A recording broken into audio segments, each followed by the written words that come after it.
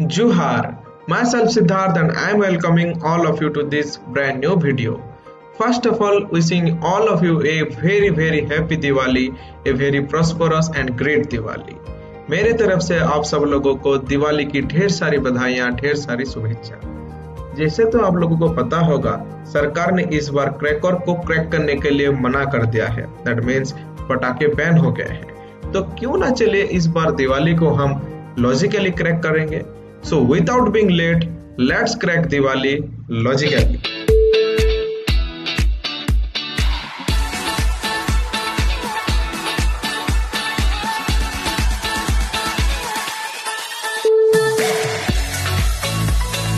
दिवाली या फिर दीपावली, ये आप कहाँ से बिलोंग करते हो इसके ऊपर डिपेंड करता है। जैसे कि अगर आप नॉर्थ इंडिया से बिलोंग करते हो देन आप इसको दिवाली बोलते हो। साउथ इंडिया या फिर कोई अलग पार्ट से भी बिलोंग करते हैं देन आप इसको दीपावली बोलते हैं। तो दिवाली हो या फिर दीपावली, दोनों का फील, दोनों का एसेंस, दोनों का मजा, दोनों का जो प्रादुर्य भाव है, दोनों का महत्व है, दोनों ही सेम है। मतलब दीपावली को हम क्यों इतना इम्पोर्टेंस देते हैं? What is the significance behind this त्योहार? इस त्योहार को हम इतने खुशी से कैसे मना सकते हैं? बिकॉज ये जो वीकेंड का कॉन्सेप्ट है, जब से ये आईटी सेक्टर वाले या फिर जितने भी पोस्ट इंडस्ट्रियल रिवोल्यूशन के बाद हमारे भारत देश की जितने भी संस्कृति है, जिसको कि ये यूरोपियन कंट्री या फिर वेस्टर्न कल्चर आके खत्म करने के ऊपर चढ़े हुए हैं, तभी से ये हमारे इधर आया है एक वीकेंड का कल्चर, मतलब सैटरडे एंड संडे। लेकिन पहले जमाने में ऐसा कुछ नहीं था। तो हमेशा लोग काम ही करते थे या फिर काम के लिए अपने घर से कहीं दूर जाते थे।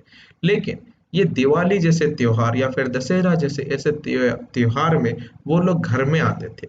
वही जो खुशी होती थी, मतलब वो जो भाईचारा, जो एकजुट बैठ के सब लोग मजे करते थे, एक साथ खुशी मनाते थे, इसी का त्योहार होता है दिवाली। मतलब हमारे हिंदू कल्चर में या फिर हमारे हिंदू धर्म में जो भी हम त्योहार, जो भी उत्सव हम मनाते हैं, ये होता है भाईचारे का। इसीलिए वसुधैव कुटुंबकम, ये जो सार है हमारे हिंदू धर्म का, हमारे हिंदू कल्चर का, उसी का ही एक छोटा सा उदाहरण है दिवाली त्योहार। दीपावली त्योहार में भी हम ये वसुधैव कुटुंबकम का जो प्रिंसिपल है, जो नीति है, हम उसको ही पालन करते हैं। तो कैसे पालन करते हैं वो तो मैं इस वीडियो के आखिर में आप लोगों को समझा दूंगा। लेकिन उससे पहले अभी हम देखते हैं कि हम दीपावली को कब मनाते हैं। जनरली दीपावली हम अक्टूबर या फिर नवंबर के महीने में मनाते हैं, या फिर अगर मैं इसको हिंदू कैलेंडर के हिसाब से आपको समझाऊं, then Deepawali festival is celebrated on the month of Kartik. Kartik महीने के हम चतुर्दशी तिथि को हम दीपावली मनाते हैं। ये हो गया कार्तिक महीना, मतलब ऑटम और विंटर का जो बाउंड्री लाइन है, मतलब विंटर का जो स्टार्टिंग पॉइंट है वो होता है कार्तिक महीना। ये इस कार्तिक महीना के चतुर्दशी तिथि को हम दीपावली बोल के सेलिब्रेट करते हैं। ये चतुर्दशी तिथि इतना इम्पोर्टेंट है कि इसका जो आजू बाजू है वो भी इम्पोर्टेंट हो जाते हैं, जैसे कि त्रयोदशी और अमावस्या। ठीक है, तो त्रयोदशी, चतुर्दशी और अमावस्या, ये तीनों ही दिन हमारे हिंदू कल्चर में, हमारे लिए, हम एक हिंदू होने के लिए, हमारे लिए बहुत इंपॉर्टेंट और बहुत ही ऑस्पिशियस है, मतलब बहुत ही पवित्र और पावन है। वो कैसे, मैं अभी आपको समझाता हूँ। ये जो त्रयोदशी तिथि होती है, मतलब the 13th day of Kartika महीना, हम इसी दिन भगवान धन्वंतरी जी की पूजा करते हैं। भगवान धन्वंतरी जी कौन है? The God of Ayurveda and wellbeing. भगवान धन्वंतरी आयुर्वेद के भगवान है। हम उनकी पूजा इसीलिए करते हैं ताकि हमारे हमारे परिवारजनों के, हमारे फ्रेंड सर्किल की, सभी की हेल्थ और इम्यूनिटी अच्छी रहे, हमको कोई बीमारी, कोई रोग, कोई बाधा हमको आके ज्यादा परेशानी ना करे। इसीलिए हम भगवान धन्वंतरी जी की पूजा करते हैं। ठीक है, उसी के साथ साथ हम माँ लक्ष्मी जी की भी पूजा करते हैं ताकि हमारे ऊपर उनकी कृपा बनी रहे, हमारे ज्ञान बढ़ते रहे, हमारे धन संपत्ति बढ़े, हमारे समृद्धि के लिए हम माँ लक्ष्मी जी को पूजा करते हैं। इसीलिए माँ लक्ष्मी जी को प्रसन्न करने के लिए आप लोगों ने देखा होगा झोटी कॉन्सेप्ट या फिर रंगोली कॉन्सेप्ट, साफ सफाई वाला कॉन्सेप्ट, नया कपड़े का कॉन्सेप्ट, ये सब कुछ चलाता है। लेकिन ये जो कॉन्सेप्ट है ये क्यों आया? बिकॉज यही था वो टाइम जिस टाइम पे कि फैमिली मेंबर के सारे फैमिली मेंबर एक साथ एकजुट हुए। So this is the concept of togetherness, this is the concept of bhaichara. Okay, that's why we are actually celebrating one festival, but उसके पीछे का जो मोटो है, जो मतलब लॉजिक है, जो रीजन है, वो भी काफी ऑथेंटिक और काफी ऑस्पिशियस है। ठीक है। ठीक एक दिन बाद यानी कि चतुर्दशी तिथि को हम क्या मनाते हैं, दीपावली मनाते हैं। और उसके ठीक एक दिन बाद हम क्या मनाते हैं, गोवर्धन पूजा मनाते हैं, जिसमें कि हम भगवान श्री कृष्ण जी को पूजा करते हैं। सो ये जो तीनों ही दिन है, मतलब त्रयोदशी, चतुर्दशी और अमावस्या, ये तीनों ही दिन बहुत ही इम्पोर्टेंट और बहुत ही ऑस्पिशियस है, बहुत ही पवित्र पावन है। इसीलिए ये जो चतुर्दशी तिथि और अमावस्या, ये दोनों ही तिथि को हम दीपावली बोल के सेलिब्रेट कर लेते हैं, या फिर कई जगह पे अमावस्या को सिर्फ गोवर्धन पूजा बोल के सेलिब्रेट किया जाता है, और त्रयोदशी तिथि को हम धनतेरस बोल के सेलिब्रेट करते हैं। ये जो धनतेरस नाम पड़ा, ये भी काफी इंटरेस्टिंग है। वो कैसे? बिकॉज भगवान धन्वंतरी जी के नाम से आ गया धन, और त्रयोदशी से आ गया तरस, तो दोनों को मिला के ये बन गया धनतेरस। ठीक है। तो ये कुछ इंटरेस्टिंग फैक्ट्स है हमारे इन तीनों ही दिन के पीछे। अभी हम देखते हैं दिवाली के पीछे का जो माइथोलॉजिकल स्टोरी वो क्या है। ये भी एक्चुअली डिपेंड करता है आप इंडिया के कौन से रीजन से बिलोंग करते हो। अगर आप नॉर्थ इंडिया से बिलोंग करते हो, देन आपने ये मोस्ट पॉपुलर स्टोरी तो सुना होगा कि भगवान श्री रामचंद्र जी ने रावण को हरा के माँ सीता, लक्ष्मण, हनुमान जी के संग अयोध्या को रिटर्न किए थे।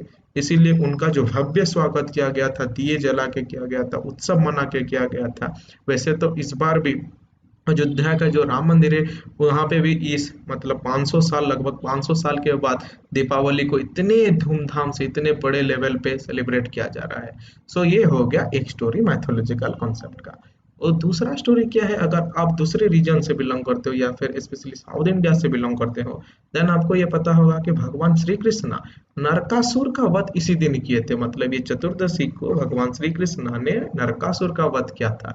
इसीलिए आप लोग कई बार कैलेंडर में ये भी देखा होगा कि नरक चतुर्दशी लिखा होता है। तो नरक चतुर्दशी कहाँ से आया? ये नरकासुर से नरक आ गया। ठीक है। So these two are the mythological story behind the Diwali festival. Let's learn Diwali from the science perspective. जैसे कि आप सब लोगों को पता है, हमारा अर्थ अपने अक्ष के ऊपर ईस्टवर्ड की तरफ घूमता है, लेकिन सन के अराउंड ये 23.5 डिग्री नॉर्थ की तरफ टिल्टेड होके घूमता है। तो एक्चुअली क्या होता है, ये जो अक्टूबर नवंबर महीना होता है, यानी कि from the Diwali onwards actual winter की स्टार्टिंग होती है, जो कि हमको अभी पता चल रहा है, लेकिन इसको कई हजार साल पहले हमारे हिंदू कैलेंडर में हमारे मुनि ऋषियों ने कब से बता दिया था। जैसे कि आप लोग देख सकते हैं, ये हो गया दिवाली, मतलब कार्तिक की अमावस्या होगा, और ये हो गया बिगिनिंग ऑफ विंटर। ठीक है। इसीलिए मैं बोलता हूँ कभी कभी हमारे हमारे जो एंशियंट टेक्निक्स है, एंशियंट टेक्नोलॉजी, इसके ऊपर भी बहुत सारी चर्चा होना जरूरी है। तो एक्चुअली क्या होता है, इस टाइम पे हम जब नॉर्थ हेमिस्फीयर में रहते हैं, तो हमारे ऊपर सन का प्रभाव जो है बहुत कम हो जाता है। मतलब हमारे ऊपर रोशनी, सूर्य की जो रोशनी, सूर्य का जो प्रकाश है, उसका जो मात्रा है वो कम हो जाता है। और इसी दिन से ही एक्चुअली क्या होता है, डे टाइम कम जाता है और नाइट टाइम का जो लेंथ होता है वो बढ़ जाता है। जैसे कि आप लोगों को पता होगा, हम पृथ्वीवासी के लिए सूर्य ही सब सारे शक्ति का मेन सोर्स है। ठीक है। तो वो अभी अगर कम गया, तो हमारे बॉडी में, हमारे हॉर्मोन्स में, हमारे जितने भी ऋतु क्रिया है, वो सब में एक चेंजेस आती है। इसीलिए हम क्या करते हैं कि ठीक एक दिन पहले, मतलब दीपावली के ठीक एक दिन पहले, हम धन्वंतरी जी की पूजा करते हैं, ताकि वो हमारे ये जो अभी चेंजेस आएंगे एनवायरमेंट में, नेचर में और हमारे बॉडी में, हमारे बॉडी साइकिल में, उसको वो अच्छे से जगे। अगर मैं इसको आयुर्वेद के टर्म में बोलूं, तो क्या होता है, विंटर के महीने में कफ का मात्रा बढ़ जाता है। इसीलिए ये कुछ प्रेस्क्राइब्ड रेमेडीज है जो कि हमको आयुर्वेदा देता है। मैं आपसे रिक्वेस्ट करूंगा कि आप इसका स्क्रीनशॉट ले लीजिए और इसके हिसाब से आप अच्छे से देखिए। ठीक है। अभी हम थोड़ा बैक जाते हैं और थोड़ा साइंस ढूंढते हैं इसके पीछे। एक्चुअली क्या होता है, इसी टाइम में हमारा जो रबी फसल होता है और खरीफ फसल होता है, ये दोनों को नाम तो आप लोगों ने सुना होगा अगर आप एग्रीकल्चर बैकग्राउंड से हैं। अगर आपको नहीं भी पता है, then there are two kinds of crops और फेस्टिवल यहाँ पे हम मनाते हैं। एक होता है रबी टाइप का क्रॉप्स और एक होता है खरीफ टाइप का क्रॉप्स। और यही टाइम में एक्चुअली क्या होता है, ये मिट्टी के लिए, हमारे सॉइल के लिए ये होता है रिलैक्सेशन पीरियड। बिकॉज इसी टाइम में कोई भी सीड जर्मिनेट अच्छी तरीके से नहीं कर सकता, बिकॉज एटमोस्फियर में, एनवायरमेंट में ह्यूमिडिटी ज्यादा है। ठीक है। This is the reason why seed अच्छे से नहीं जर्मिनेट कर पाता। अभी हम देखते हैं economic value behind the Deepawali. अभी हम देखते हैं economic value behind the Deepawali. Actually क्या होता है, हम सबसे पहले दिया जला के काम करते थे, लेकिन अभी हम मॉडर्न हो गए हैं। अभी हमारे ऊपर चाइना का दिया चल रहा है, मतलब हम लीचू बुकबुकी कुछ इस तरह के आइटम ज्यादा लगा रहे हैं, जिससे वजह से क्या होता है, इकोनॉमिकल फायदा जो होता है वो चाइना को होता है, हमारे देश को कुछ नहीं होता। तो मैं आपसे रिक्वेस्ट करूंगा कि आप ये चाइनीज बुकबुकी ये सब कुछ बैन कीजिए, ताकि हमारे जो देश की अर्थनीति है वो बढ़े, ना कि हमको चाइना की अर्थनीति को नहीं बढ़ाना है। अगर अगर आप लोग सच्चे हिंदुस्तानी हो, सच्चे राष्ट्रीयवाद आपके अंदर है, देन गलवान वैली के इस दर्दनाक इंसिडेंट के बाद तो मैं तो नहीं आशा करूंगा कि कोई भी बंदा जाके चाइनीज प्रोडक्ट खरीदेगा। ठीक है। और अगर मैं इसको एंशियंट टाइम के हिसाब से अगर मैं इकोनॉमिक प्रोस्पेक्टिव आपको दिखा दूं, देन जो मैंने आपको शुरुआत से बोला था कि वसुधैव कुटुंबकम, ये है एक्चुअली द इकोनॉमिक प्रोस्पेक्टिव। कैसे, ये दिखाता हूँ। देखिए दीपावली में क्या होता है, सबसे पहले साफ सफाई होती है। साफ सफाई हो गया, उसके बाद हम क्या करते हैं, नए कपड़े पहनते हैं, नए कपड़े खरीदते हैं। दैट मीन्स हमारा जो टेक्सटाइल है, मतलब जितने भी बुनाकार है उनको पैसा आ गया। उसके बाद हम दिया खरीदते हैं, मतलब कुम्हार के पास पैसा आ गया, कुम्हार कैटेगरी के पास। उसके बाद क्या हो गया, हम तेल खरीदते हैं, तो जितने भी तेली कास्ट है, मतलब ऑयल जहां से हम खरीद रहे हैं उनको इकोनॉमिक मिल गया। उसके बाद हम दिया खरीदते हैं, मतलब जो बत्ती बत्ती खरीदते हैं, उससे भी प्रॉफिट हो गया।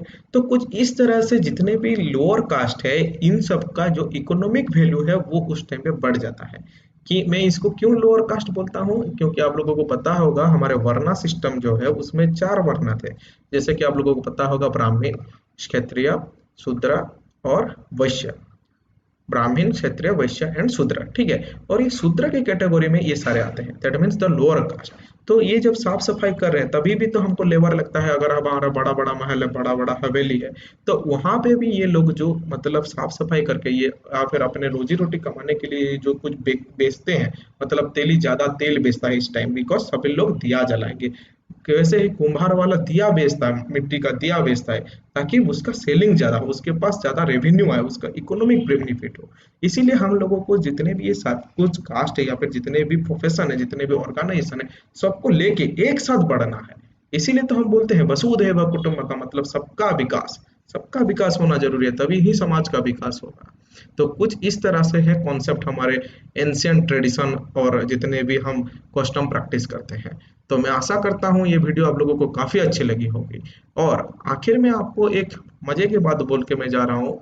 ये जो हम दिया जलाते हैं ना, ये दिया जलाने से क्या होता है, जो पहले इससे पहले कार्तिक से पहले जितने भी हमारे बारिश हुई होती है, जब कुछ भी हुआ होता है, इससे काफी मच्छर बढ़ गए होते हैं, काफी इंसेक्ट्स बढ़ गए होते हैं।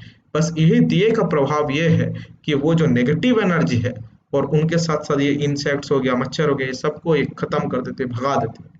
तो खूब सारे दिए लगाइए, मिट्टी के दिए लगाइए, और ये चाइना की बुकबुकी बुकबुकी मत लगाइए। वसुधैव कुटुंबकम को अपनाइए, अपने संस्कृति को अपने हिसाब से मनाइए, और एक वैभवशाली देश, एक समृद्धशाली देश बनाइए। जय हिंद, थैंक यू।